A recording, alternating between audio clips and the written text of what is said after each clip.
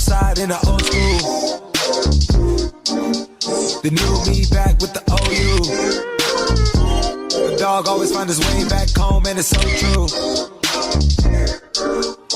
Later on, fall through and pop one. You know the motto, smoke something, drink something, pop one. Got your hand on my Glock while your ass ride shotgun. Bentar. Aduh, ada yang kurang videonya. Aduh. Aku akan menggunakan kekuatan narator. Aku adalah narator dan narator adalah aku.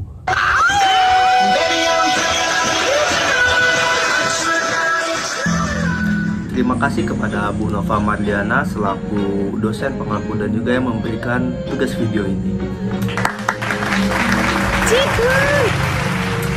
Oke, tanpa berlama-lama di sini saya sebagai narator narator akan memulai kisah ini.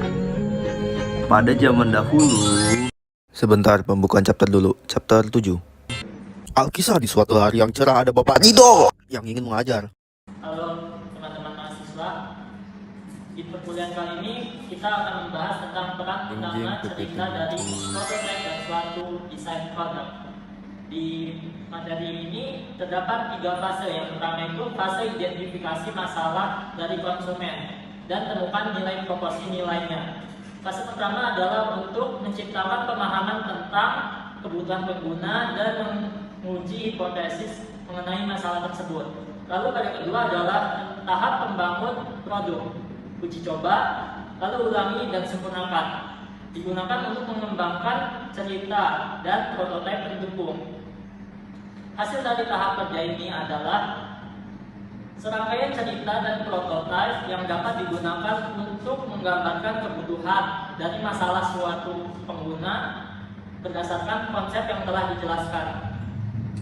Pada fase terakhir adalah fase validasi dan komunikasi secara luas.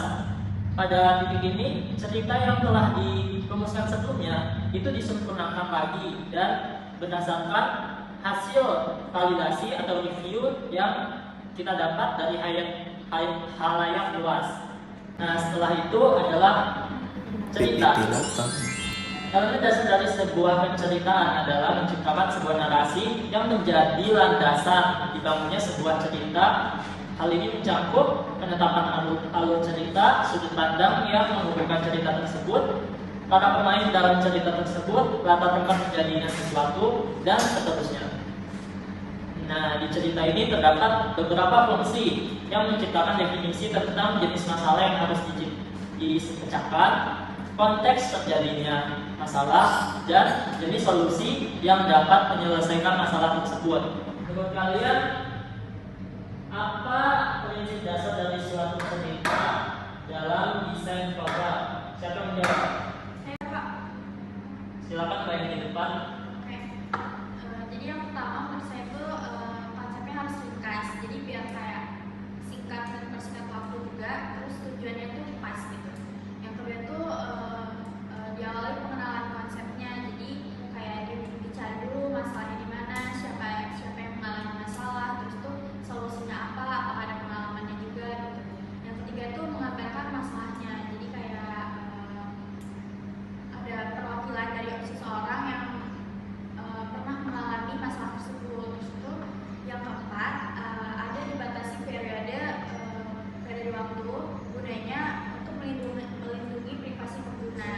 Jadi ini juga didukung dengan informasi sensori kayak sketsa foto, rendering, prototype, dan contoh produknya gitu Pak. Oke, tadi udah bagus jawabannya. Coba sih jelasin yang ada di depan ini. Silakan maju.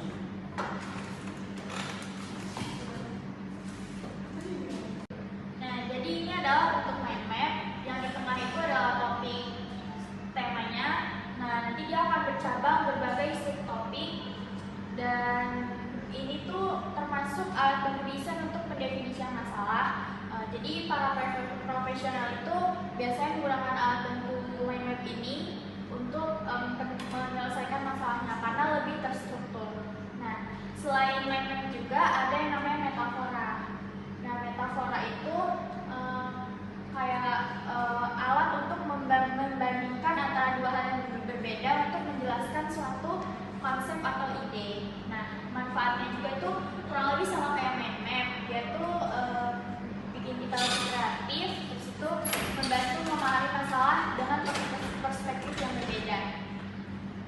aja sih, Pak.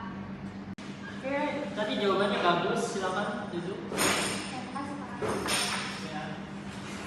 Sementara itu di luar kelas ada beberapa anomali.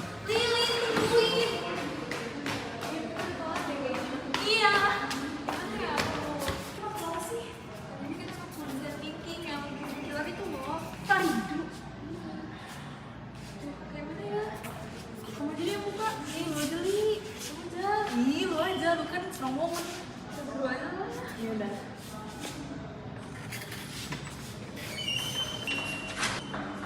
Mbak, bentar sini dulu. Kalian telat. Udah baca materi hari ini belum? Udah sih, Pak. Dikit, Pak. Oke, kalau gitu saya coba tes ya.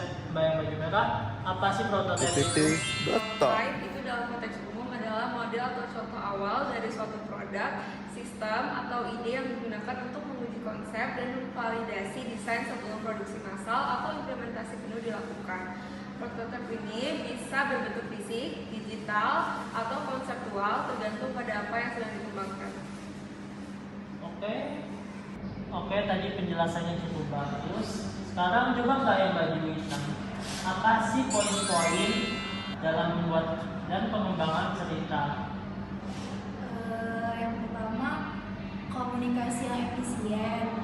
Terus yang kedua, ingat posisi dalam proses pengembangan produk. Yang ketiga, jangan terburu-buru dalam membuat prototipe. Yang keempat, jangan mempelajari semuanya dengan satu prototipe aja. Dan yang terakhir, bangun skenario untuk mengeksplorasi kasus penggunaan. Dari yang bisa saya baca sih ini sih, Pak. Oke, cukup. Jadi kita boleh duduk nggak, Pak? Kan kalian telat 10 menit. Nah, kalian keluar aja.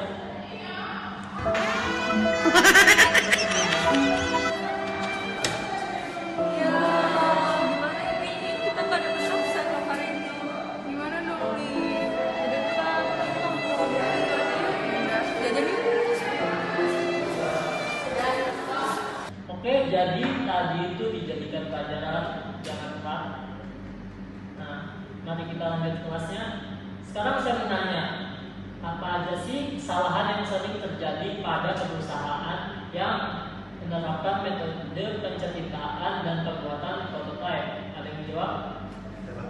Silakan. Menurut saya ada beberapa ya Pak. Yang pertama itu ada terlalu mencintai diri sendiri. Yang kedua itu ada terlalu mengandalkan keberhasilan saat ini dan pemahaman perilaku pelanggan di masa lalu. Terus yang ketiga itu ada fokus cerita yang terlalu banyak. Yang keempat itu ada cerita yang tidak didukung dengan prototipe. Terus yang kelima itu ada tidak melakukan revisi. Nah, dari saya sendiri ya Pak, ada beberapa tambahan buat rencana belajar. Yang pertama ada jangan terlalu memikirkan fragmen cerita dan prototipe pertama. Terus yang kedua, gunakan jalur paralel uji beberapa kemungkinan yang akan terjadi. Terus yang ketiga, buat daftar rantai nilai lengkap dan uji cerita dan prototipe.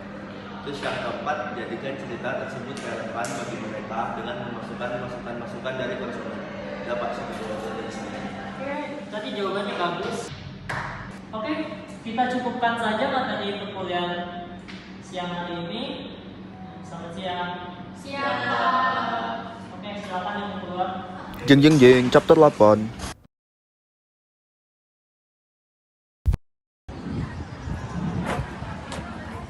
Oi, mana orang bisa kelas sih? Iya, tadi gue kena macet, makanya telat. Dulu deh, kucing gue lahiran. Bukannya kucing ular. Lihat gih. Kita juga nadel kita malam-malam tau, lihat di buntutnya juga 7 jutaan lebih. Enak tau. Tapi kan banyak di tetangga sih soal ini. Ya karena biasanya produk yang sampai terkenal itu emang pakai beberapa metode nggak sih, kayak storytelling, prototype, terus interactive session, dan stakeholder mapping. Nah, Bittersweet by Najla tuh kan terkenal banget karena emang enak kan, dan kontennya itu banyak dan menarik. Bener sih, metode storytelling itu lebih efektif yang menyampaikan informasi daripada metode dry text. Apa? Dry text? Mulai. Iya, memang jadi biasanya itu pemilik usaha itu memang harus membangun kedekatan jangka panjang sama konsumen supaya konsumen itu terus loyal sama produk yang kita buat. Oh gitu. Yuk kita bikin sahabat yuk. Yo selesai. Kok nggak heboh sih? Ya udah. Aduh kesimpulannya belum. Izinkan narator menambahkan kesimpulan. Kesimpulannya, profesional desain memiliki peran penting dalam mengatasi tantangan utama di FFA melalui penggunaan praktik dan desain tools yang tepat. Mereka dapat membantu, yaitu membingkai ulang definisi masalah dengan berpikir secara holistik menggunakan tools seperti mind mapping, mengelola informasi dengan merasakan tren masa depan, serta mempermudah pemahaman informasi menggunakan konteks mapping, customer journey mapping, dan persona. Mempertahankan dukungan pemangku kepentingan dengan menciptakan kebersamaan dan menyelaraskan perspektif mereka menggunakan storytelling, early prototyping, generative session, dan stakeholder mapping. Kolaborasi yang strategis antara praktisi bisnis dan profesional desain juga memerlukan hubungan jangka panjang yang saling percaya, empati terhadap cara kerja masing-masing, serta landasan yang kuat untuk mengintegrasikan pendekatan intuisi dan rasional dalam FFA. Maafan ya segitu mas bro.